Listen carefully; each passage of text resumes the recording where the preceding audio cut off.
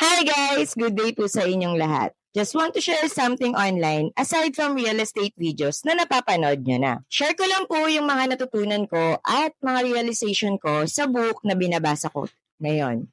Ang title po niya is No Excuses by Brian Tracy. The Power of Self-Discipline. Let's start with this quote from Mark Twain. Ang sabi po niya, there are 1,000 of excuses for failure but never a good reason. Sobrang sapul ako dito because a lot of times dinadaya ko yung sarili ko. Nag-reason out ako. I live in Someday Island.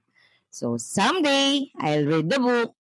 Someday, I'll start to exercise, upgrade my skills to learn, upgrade my skills to earn, or someday, I'll get my finances under control and get out of debt.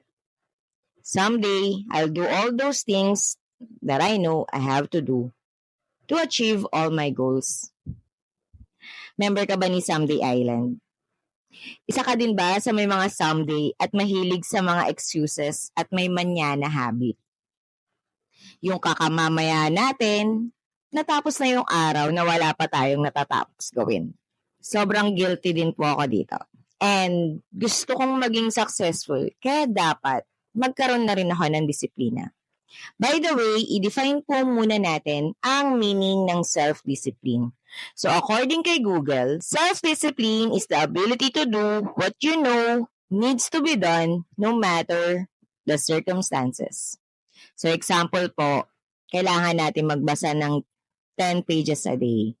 Pero dahil may disiplina ka, kahit anong mangyari, kahit kailangan mong gumising, kahit kailangan mong magtrabaho, kahit may kliyente ka pa, at pagod na pagod ka sa buong araw na yon, hindi pwedeng hindi ka magbasa ng araw na yon. Kasi habit mo na dapat yung magbasa daily. Kasi malaking tulong yon.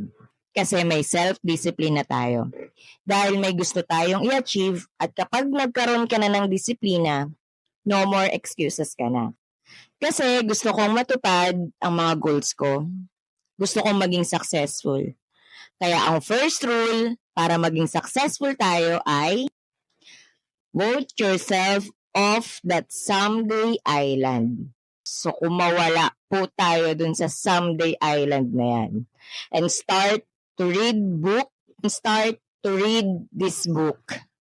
No More Excuses by Brian Tracy. Must read po talaga itong book na to. Kung gusto nyo po ng PDF file ng book na to, please comment mine and I will send it via messenger na kahit offline, mababasa nyo po siya. Join our community, Book Buddies PH. Ilalagay ko po yung link namin dito sa baba. Thank you and God bless po sa ating lahat.